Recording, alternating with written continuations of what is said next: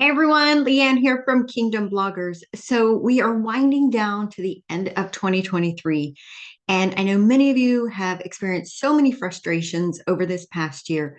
Many of you probably lost a lot of traffic when we had the Google ACU updates, and many of you may just simply still be struggling to reach any level of success or fruitfulness or whatever. You're just like spinning your wheels and you're doing all the things and you're just not seeing anything come from that effort.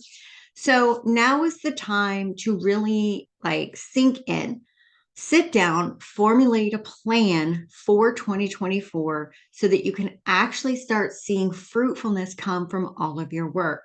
So I'm going to talk about a couple of things today to kind of help you like get your mind thinking about some things and also maybe dispel some myths that you may think and it's not really true. So where do I fit in all of this? That's the question you want to ask yourself. Where do I fit in this digital landscape? Most of us come into this thinking automatically, well, I'm going to start a Christian blog. I feel called to this. So, Christian blog is the thing I'm going to do because, well, that's just what everybody says, right? But the truth is, maybe the blog is not where your gifts and your talent and your future lies. Now, I'm not saying for everybody that's the case. We do need more Christian bloggers out there, but I want to speak to you in the kind of way of what are your gifts? Like, where is it that you thrive in this digital landscape? Because at the end of the day, it's very important that you build a foundation. And in order to build that foundation, you need to have passion because you kind of gotta get up and do it every day, right? If you don't have the passion to do it, you're gonna like it's just you're not gonna want to do it. But also, you want to have the gifts, like the abilities, the talents to do very well in it. I've known people in the past who just had this passion for, let's say, writing. They really weren't that good at it. They wrote, but when it came to figuring out like how to do it for the digital kind of way, like blogging, they just couldn't grasp it. They weren't the stuff they were putting out was never good enough for Google, and so they would just get frustrated and so forth. However, they found that they were really good at doing videos. Like they could just knock out videos and they had this presence on the screen. And so maybe in that case, it wasn't Christian blogging they should have been going full throttle towards. It was more Christian YouTube. And we know video is like a huge thing right now. So the first thing you need to ask yourself is where is my passion? What is it that I just absolutely love doing? Now, if you say, for example, I love sharing God's word, I love teaching people about the Bible and how to understand it. Okay, great. Now let's look at where your talent lies. Is it in the writing? Is it in the video? Or maybe it's in the creative space, digital products. All the people need things such as Bible study guides and worksheets and just all the things. And so figuring out where your talent lies most, that is the key. Where are you most fruitful? Where can you just get in and just get so much done? That's, good. I mean, we can get a lot of stuff done that's not really productive or fruitful, but that you can create a lot of things and do it fairly quickly in the amount of time that you have. And that's another thing. When looking at this digital space and where you fit, how much time you have in your life to commit to your projects is very, very important. Blogging takes a lot, like, the research and the formatting and all the things. And maybe you work a full-time job outside the home, or maybe you homeschool, or maybe, we all have different things that take up our time.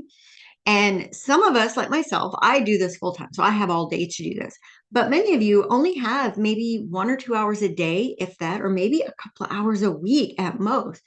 So you have to take that into consideration as well. Because if you only have so many hours in the week to work, you're only going to get so much accomplished. And so your goals, the expectation of your goals should be realistic in relation to the time you have to commit towards those goals. Excuse me. So where do we fit?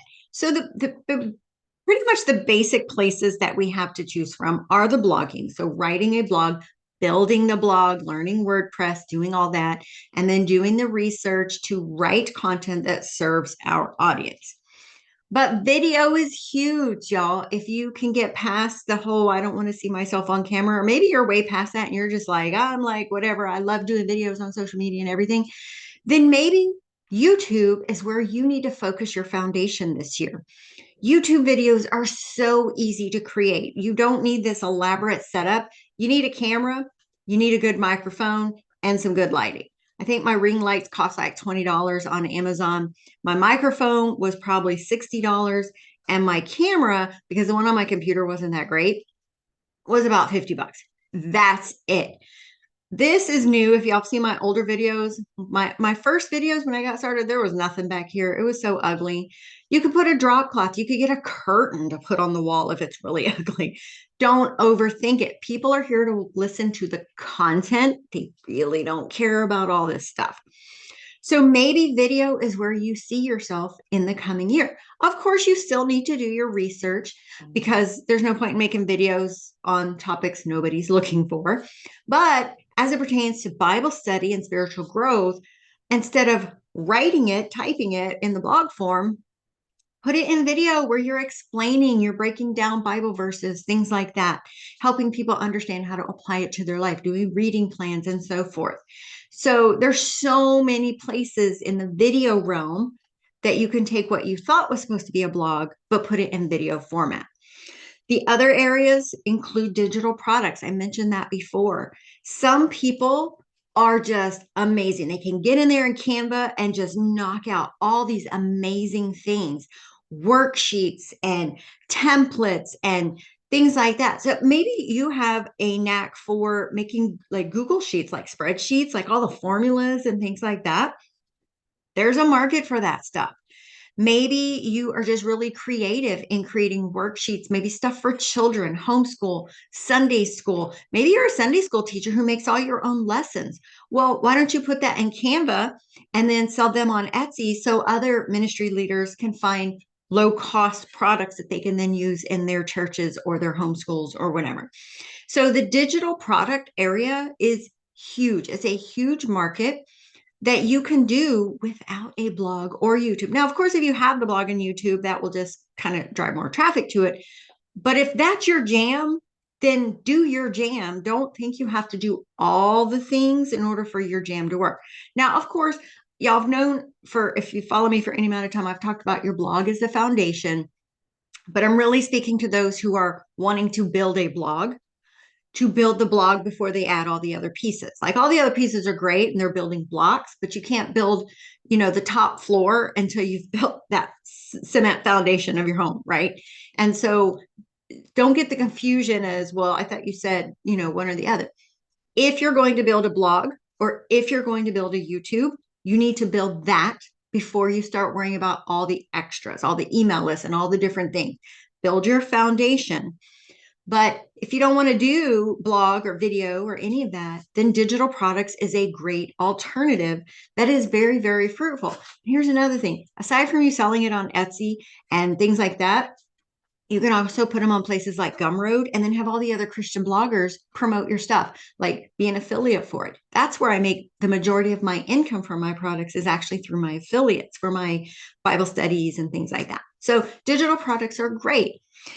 So the fourth one is podcasting. And I will tell you, podcasting, for those of you who really are trying to generate consistent income, starting with a podcast, the income potential is less in the beginning because you got to build an audience and all of that. But podcasting is great. Everybody listens to podcasts. And if you have a really good idea, a really good theme for your podcast, it can do really great and you can seek out sponsorships.